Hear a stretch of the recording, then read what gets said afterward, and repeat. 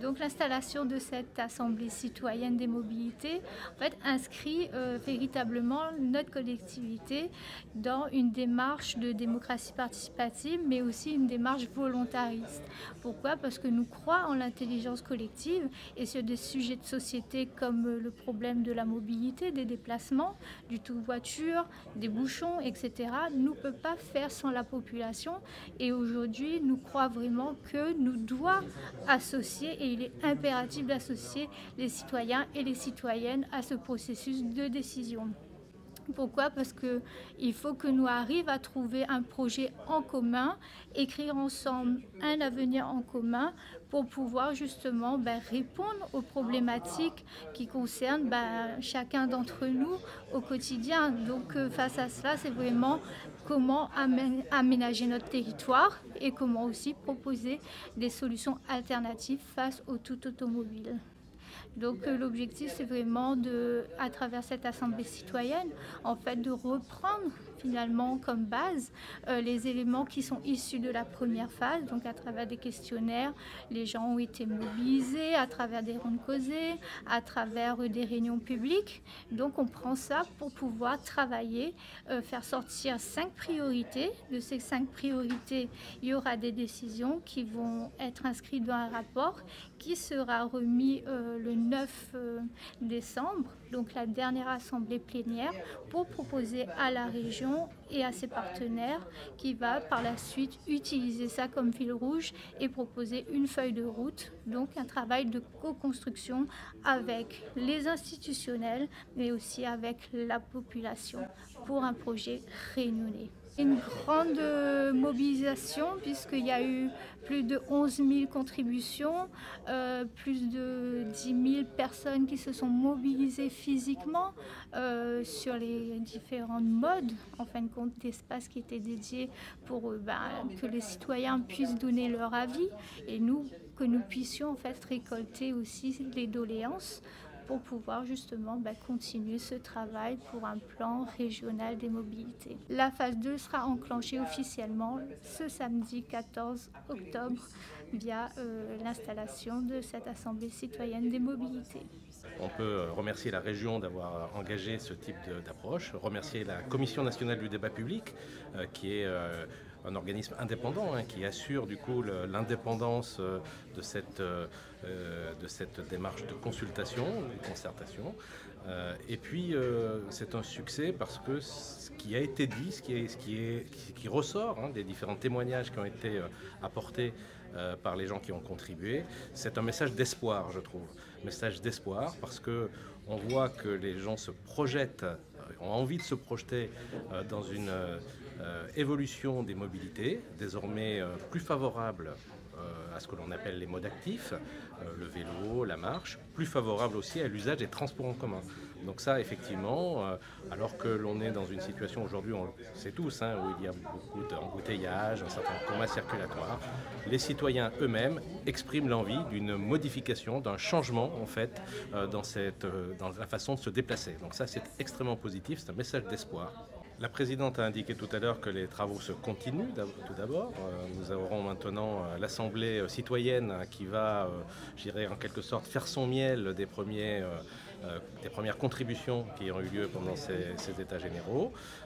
Elle va prendre un certain nombre d'orientations et bien sûr ensuite il y aura le temps de la mise en œuvre de ces actions par les décideurs publics, par les collectivités, l'État dans leurs compétences respectives. Et effectivement il y aura à traduire en actes ces orientations, mais ce qui est important finalement, c'est que les décisions qui seront prises demain soient en cohérence avec les aspirations qui sont exprimées aujourd'hui. Et je crois que c'est là qu'on franchit une étape importante, c'est-à-dire avoir l'expression des aspirations de nos concitoyens. Certes, ce n'est pas une surprise, on retrouve qu'ils ont un problème avec les embouteillages, mais ils vont au-delà de ça. Ils font des vraies propositions, ils ne se contentent pas de raisonner équipement, ils raisonnent aussi pratique de mobilité, covoiturage, place de la voiture dans la ville, comment on peut réagencer les temps de vie. Enfin, vous voyez, il faut regarder en détail en réalité les propositions qui sont faites, qui vont bien au-delà d'un simple constat de base, et on a vraiment une grande richesse des contributions.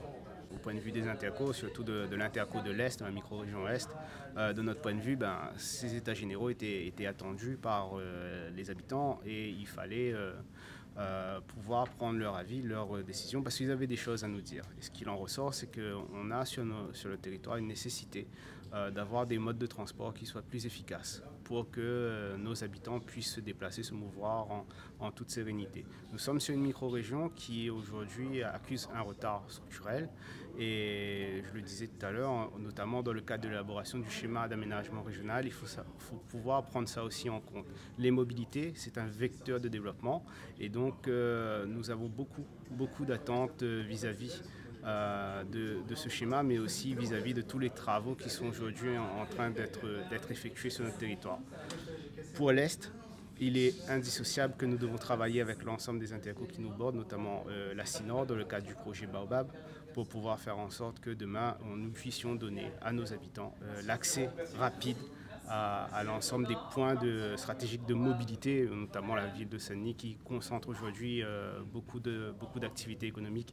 Il faut faire en sorte que cette mobilité puisse amener à l'emploi, c'est notre priorité. C'est la nécessité d'avoir un outil comme le SMTA qui est au service aujourd'hui des intercos pour travailler sur une cohérence globale de nos projets de transport. Nous avons encore beaucoup de choses à mener au sein du syndicat mixte et ce sera aussi l'occasion par la suite de vous le présenter, notamment un projet de masse, notamment un changement de nom à venir pour rendre la chose un peu plus cohérente aussi pour les Rayonnaises et Rayonnais. Ce sera de la réunion mobilité, donnons-la en première. Donc nous avons bon nombre de projets à mener pour faire en sorte qu'il y ait plus de cohérence, plus de coordination et que le transport soit simple d'un réseau à un autre. C'est vraiment novateur. C'est la première assemblée citoyenne qui se tient et puis qui a été faite, je crois, dans les règles de l'art, puisqu'il y a eu un tirage au sort. Il y a eu des candidats qui se sont déclarés, qui étaient partants, mais il y a eu ce tirage au sort. Nous avons 70 citoyens de la Réunion et les institutions sont en nombre restreint puisque les institutions ne sont représentées qu'à hauteur de 30 personnes. Nous avons respecté le genre, nous avons respecté les âges, tout le monde y est.